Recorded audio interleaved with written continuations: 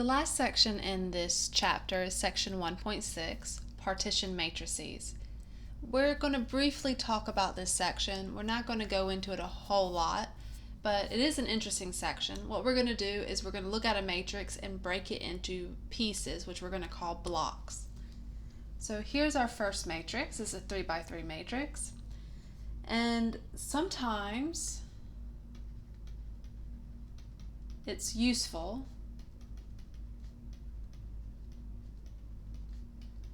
to think of a big matrix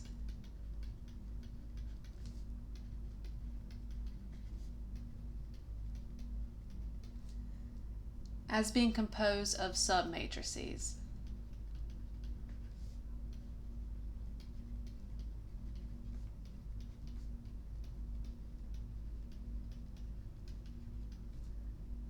For example, for this matrix, I'm going to break it into 4 blocks. So if this is the matrix A, I'm going to write A as A11 capital A, A12, A21, A22. So I'm thinking of it sort of like as a 2 by 2 matrix where these entries are matrices. So A11 is a 2 by 2 matrix, 1, 4, 8, 1. A12 is a 2 by 1 matrix. A21 is a 1 by 2 matrix. And A22 is just a 1 by 1 matrix.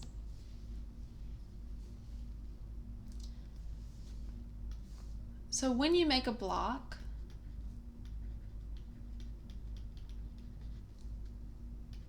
what you want to do is you want to draw a line all the way to the end of the matrix. This is how we're going to define our blocks.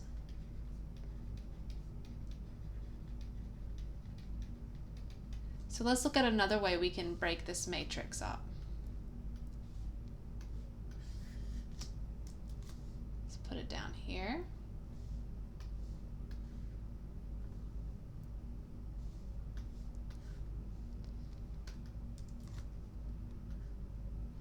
So something else I could do is I could break the matrix.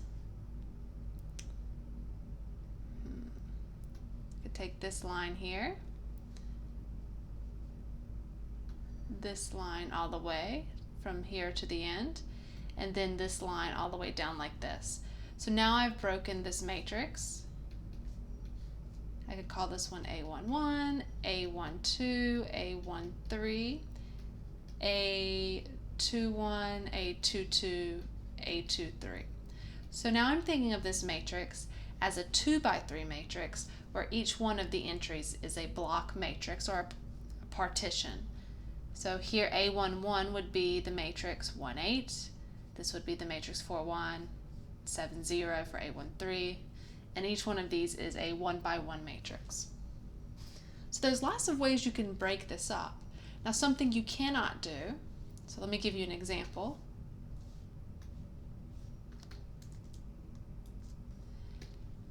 And that's why I said you want to draw a line all the way to the end of the matrix. You don't want to do something like this. So you see how I didn't extend this line all the way? This would not be considered a partition matrix. So you can't break your blocks like this. This line has to go all the way over. And if you have, let's say, something like this, this is not a block matrix. This line that you started has to go all the way down. So wherever you start your line, you need to go all the way across or all the way up or down, okay? So I want to make that clear.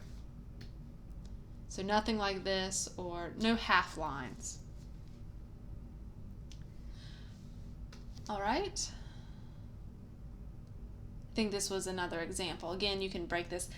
What you can do is you could also break it like this, where you have a matrix broken into 9 blocks, but here each one of the block each block is 1 by 1. Okay, let's move on.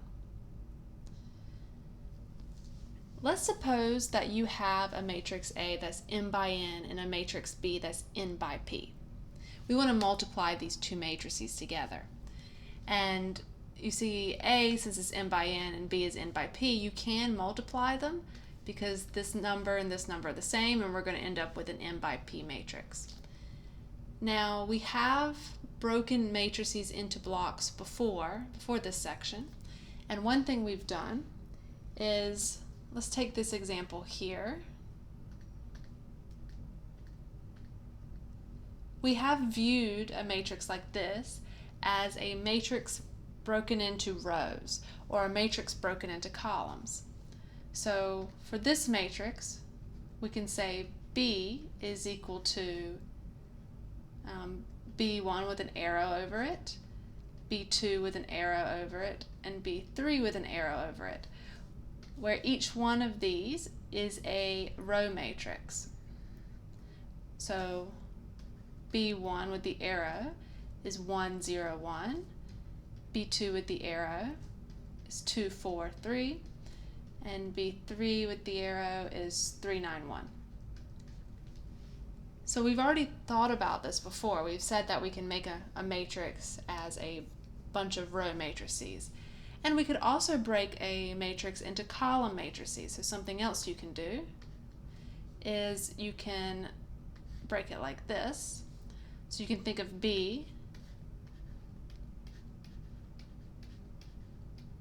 as 3 columns, where B1 is 1, 2, 3, B2 is 0, 4, 9, and so on.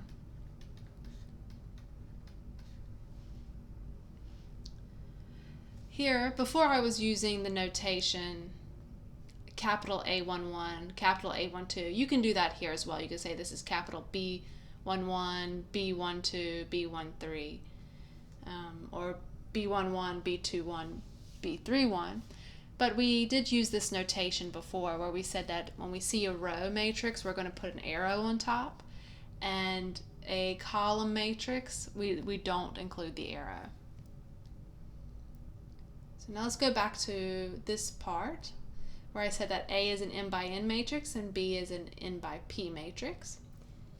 Then something we can do is we can think of A times B as taking the matrix A and multiplying it with the columns of B. So since there are p columns, because this is an n by p matrix, we can write B as B1, B2, so on.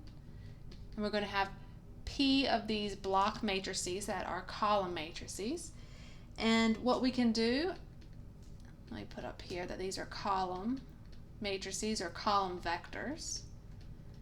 We can send in that A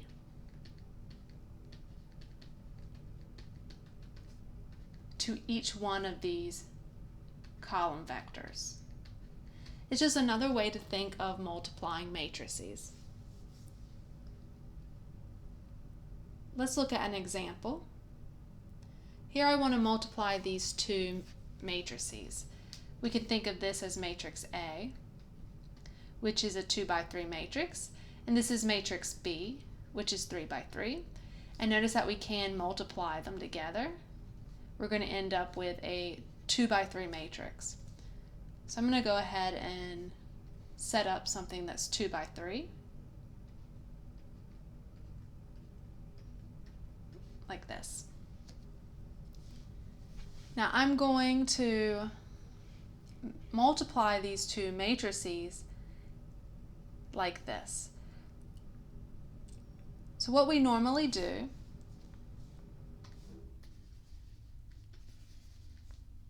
when we multiply matrices, we start with the first row and the first column, and then we multiply that and put that here. And then you can kind of do this in whatever order you like, but then you can multiply this row with this column, and then you put the entry here. What we're going to do is just a little bit different, is I'm going to put some lines here, And I'm going to think of this as multiplying this matrix with just this column. So we can repeat this. 1, 3, 0 to negative 1, negative 1 times 1, 2, 3.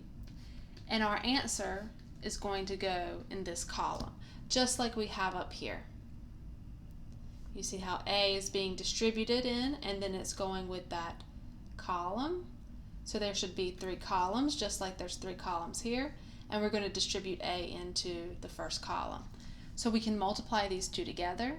If we do that, we'll get 1 plus 6, so that's 7.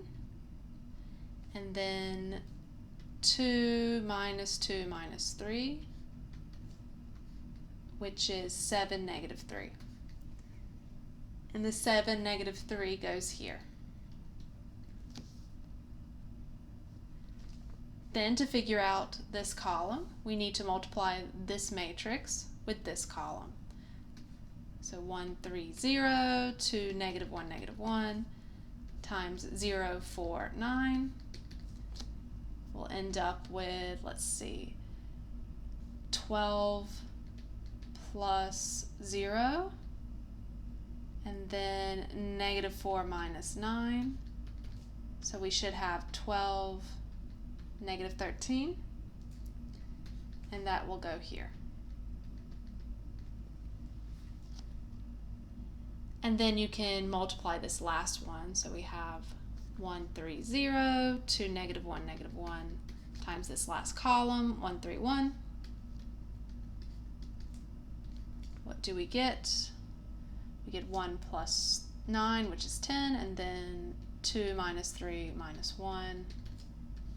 So 10, negative 2. Okay, and that's the last part here. Of course, you can multiply these matrices however you want. You could do it like we normally do, but this is just another way to think about multiplying matrices. Let's move on. So this is a repeat of something we just saw. Suppose A is an n by n matrix and B is an n by p matrix.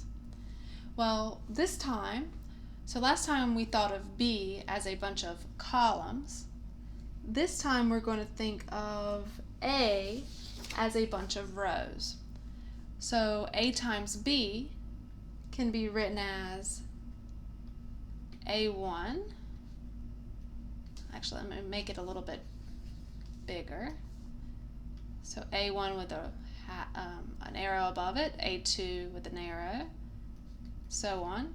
And there's going to be m of these rows. And we can think of this as being multiplied by the matrix B. And what we're going to get is we're going to distribute this B to all of the rows.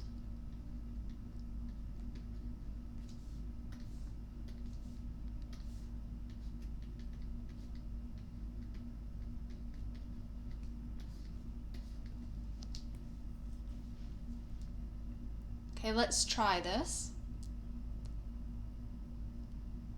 These are the exact matrices we saw before. So when we multiply these matrices, we should get the same answer. This is A, this is B. Remember, this was a 2 by 3 matrix. In fact, what I'm going to do is I'm going to copy the solutions, and then we're going to compare them to what we get. So this was the solution.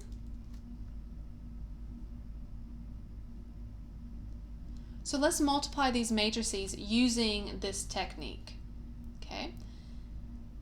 So we're thinking of A as, oops, I'm sorry, let me scroll back down. Yeah. So we're thinking of A as 2 columns.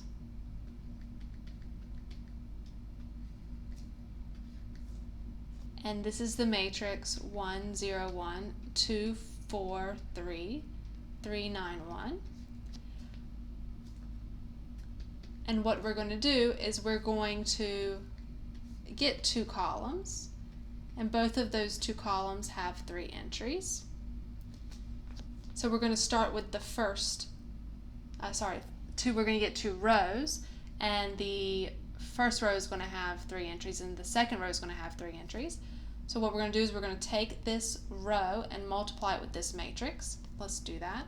So we have 1, 3, 0 times 1, 0, 1, 2, 4, 3, 3, 9, 1.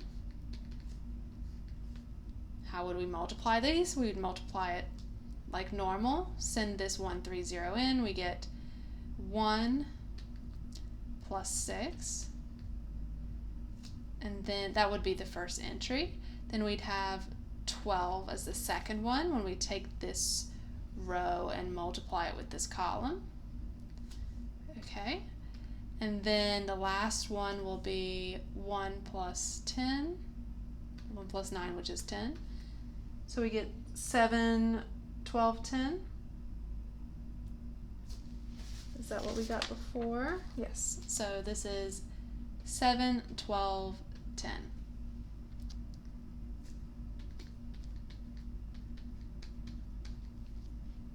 Okay, and then we do the next row with this matrix.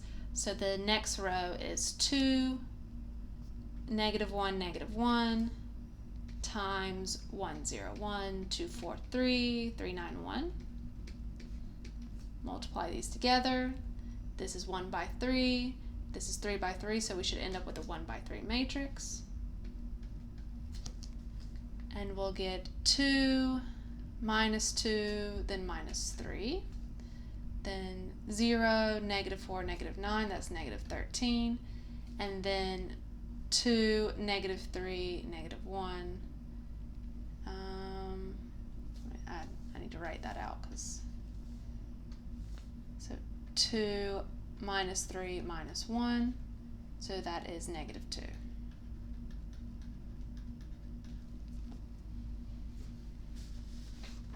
So negative 3, negative 13, negative 2. So this is our answer.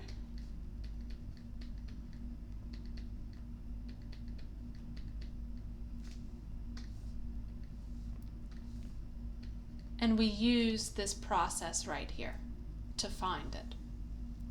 Okay, and if you compare this with what we had earlier,